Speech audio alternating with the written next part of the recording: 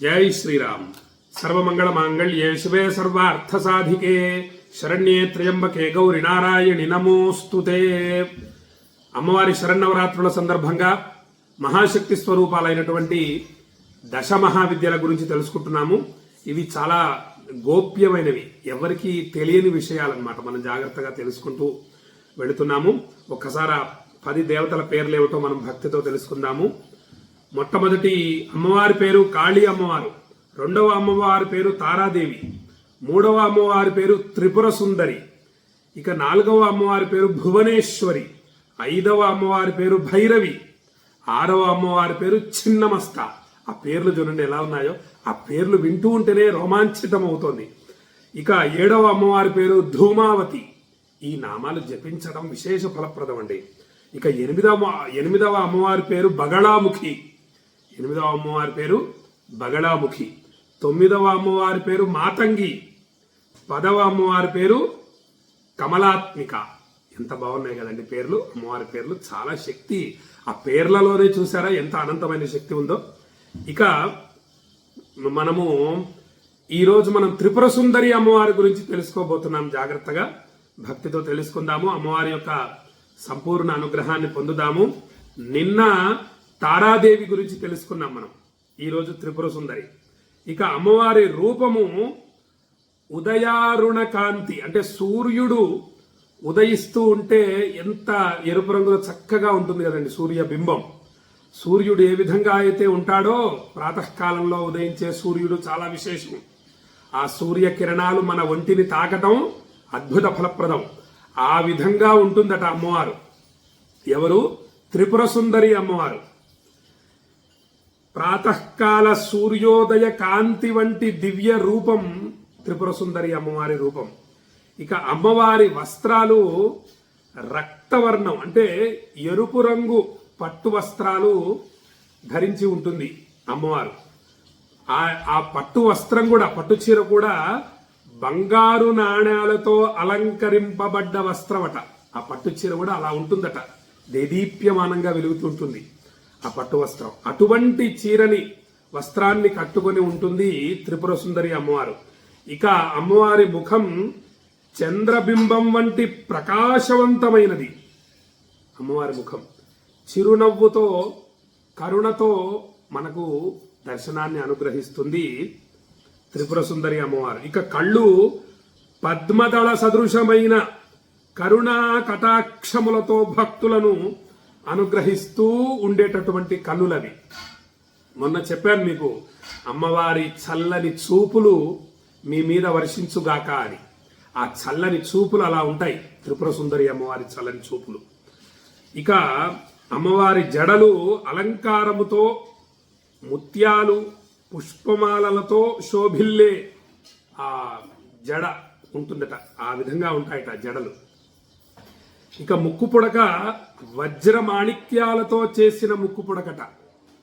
ఈ కర్ణాభరణాలు పుష్పాకార కర్ణాభరణాలు త్రిపుర సుందరి అమ్మవారివి. ఆ రూపాన్ని దర్శించడం చాలా విశేషం. అందుకు మీకు ఇంత వివరంగా నేను తెలియజేసే ప్రయత్నం చేస్తున్నాను. ఇక అమ్మవారి చేతిలో ఆయుధాల్ని మనం గమనిద్దాం. మొత్తం సమస్త పాపాలు తొలగిపోతాయి, అన్ని సమస్యలు తీరిపోతాయి, అభీష్ట సిద్ధి కలుగుతుంది, మనస్సులోని కోరికలు నెరవేరుతాయి. ఇవన్నీ కూడా మనం వినడం చేత. త్రిపుర సుందరి అమ్మవారి చేతుల్లో 4 ఆయుధాలు ఉంటాయి. పాశం, మొట్టమొదటి ఆయుధం పాశం, ప్రేమ బంధం. మనల్ని ప్రేమతో బంధిస్తుంది అమ్మవారు. మోహనాశక్తి, ఏమండి అమ్మవారి ఆ మోహం గొప్పది. కామక్రోధ లోభ మోహ మదమాత్సర్యాలు భగవంతుడి వైపు మరలిస్తే మనం అదృష్టవంతులం. ఏమండి ఆ మోహం గొప్పది. మనల్ని బంధించేటటువంటి మోహం ఏదైతే ఉందో, అమ్మవారి బంధనంలో బంధించేటటువంటి బంధనం చాలా గొప్పది. దృఢం భక్త్యా బద్ధ్వా శివభవదధీనం కురు విభో అంటారు మన గురువుగారు. స్వామి, భక్తి అనే త్రాటితో నన్ను గట్టిగా కట్టేసే స్వామి, కట్టేసి నీ ఆధీనం చేసేసుకో అంటాడు.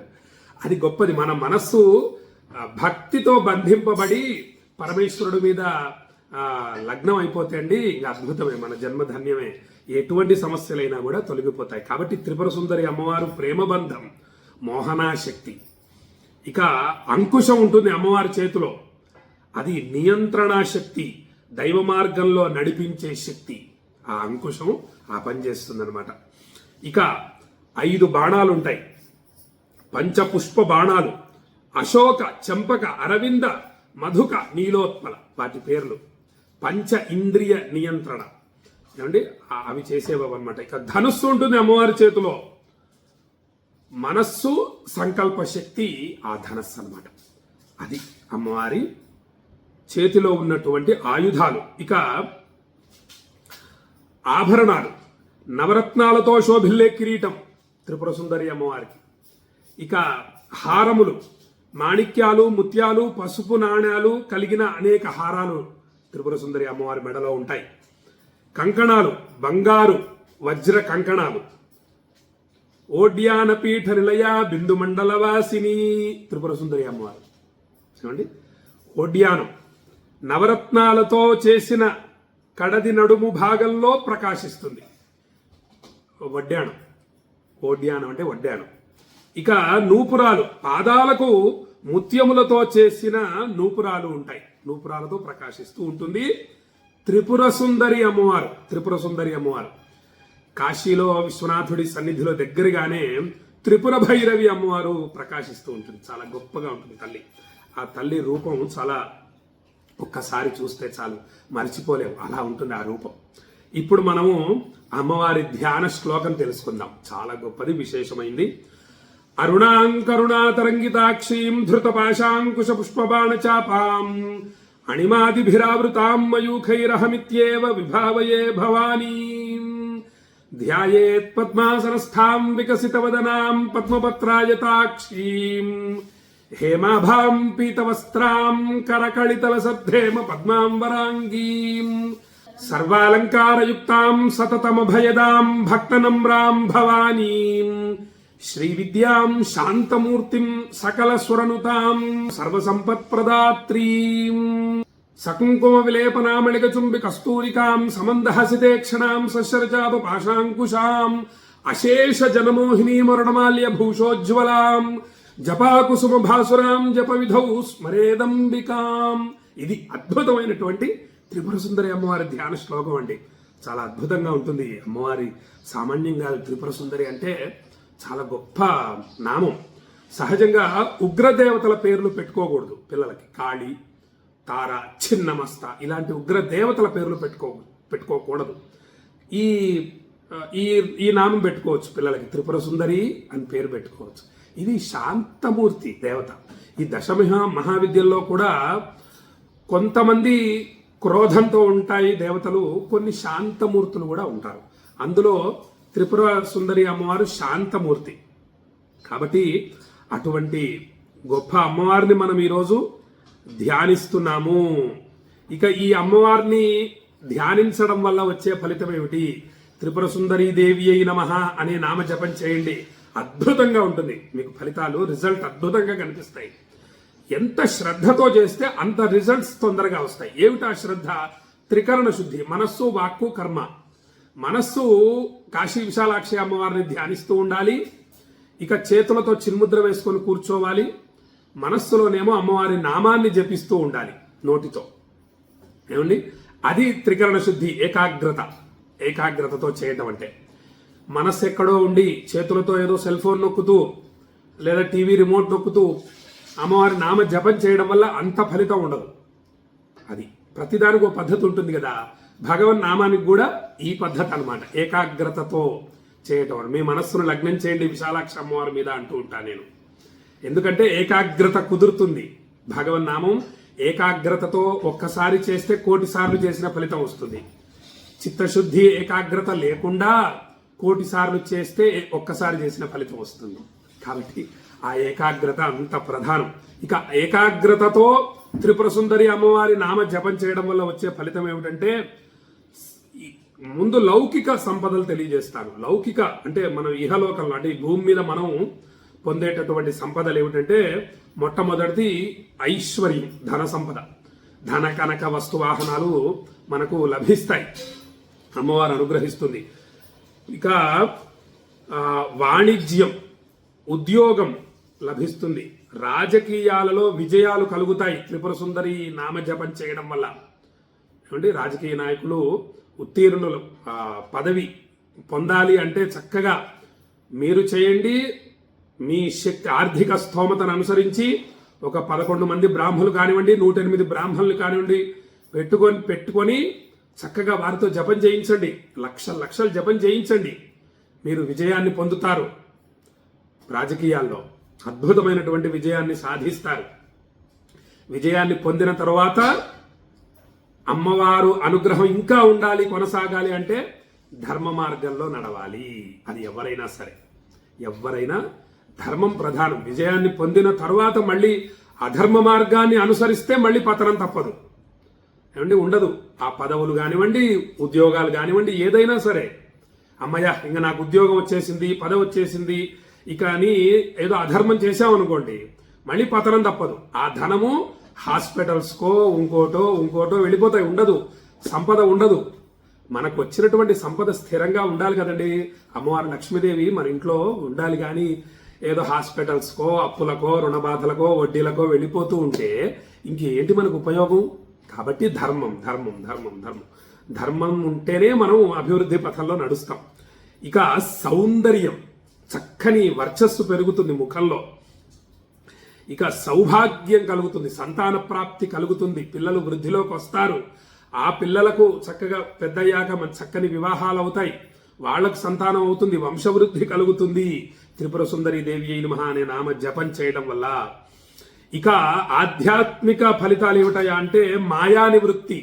మాయ భయంకరమైనది. మాయ ఎప్పుడు మనల్ని పతనం చేస్తుందో తెలియదు, ఎలా పడేస్తుందో తెలియదు. మనం మాయలో పడుతున్నట్టు మనకే తెలియదు. చాలా జాగ్రత్తగా ఉండాలి మాయతో. ఆ మాయలో మనం పడకూడదు అంటే మాయను జయించిన వాళ్ళను పట్టుకోవాలి. ఎవరా మాయను జయించిన వాళ్ళు? పరమేశ్వరుడు, అమ్మవారు త్రిపుర సుందరి దేవి. ఆ అమ్మవారిని పట్టుకోవడం వల్ల మనల్ని మాయ నుంచి రక్షిస్తుంది. మహామాయ ఆవిడే అసలు. ఏమండి? కాబట్టి ఆ అమ్మవారి అనుగ్రహం కలగాలి అంటే త్రిపుర సుందరీ దేవి అయిన మహా అనే నామ జపం చేయండి. జ్ఞానం లభిస్తుంది. జ్ఞానం చాలా ప్రధానం కదా. జ్ఞానం ద్వారానే మనకు అన్ని సిద్ధిస్తాయి. కైవల్య ప్రాప్తి కూడా జ్ఞానం ద్వారానే మనకు లభిస్తుంది. కాబట్టి జ్ఞాన ప్రాప్తి అమ్మ అనుగ్రహంతో కలుగుతుంది. బుద్ధి వికసిస్తుంది. కుండలిని శక్తి జాగృతమవుతుంది. చాలా ప్రధానమైంది కుండలిని శక్తి. ఆ శక్తి కదులుతుంది అనమాట. చాలా ఆనందం కలుగుతుంది. బ్రహ్మానందం కలగాలి అంటే ఆ కుండలిని శక్తి కదలాలండి. చాలా విశేషమైంది. ఇవన్నీ ఉపాసించాలి. ఈ శరీరం వెళ్ళిపోయిన తర్వాత ఇంక కుండలి లేదు, శక్తి ఉండదండి. ఈ శరీరంలో అందుకే కాపాడుకోవాలి. దేహో దేవాలయ ప్రోక్తో జీవో దేవ సనాతన త్యజేద్ అజ్ఞాన నిర్మాల్యం సోహం భావేన పూజయేత్. దేహమే దేవాలయం. ఇందులో ఉన్నటువంటి జీవుడే పరమేశ్వరుడు, విశ్వనాథుడు. ఈ దేవాలయాన్ని మనం కాపాడుకోవాలి. ఈ దేహాన్ని చాలా జాగ్రత్తగా ఉండాలి. ఆరోగ్యవంతమైన ఆహారాన్ని స్వీకరిస్తూ యోగా ప్రాణాయామం మొదలైనవి చేస్తూ కాపాడుకుంటూ రక్షించుకుంటూ కుండలిని శక్తిని జాగృతం చేసుకుంటూ బ్రహ్మానందాన్ని అనుభవించాలి. అప్పుడే ఈ శరీరాన్ని పొందిన దానికి సార్థకత.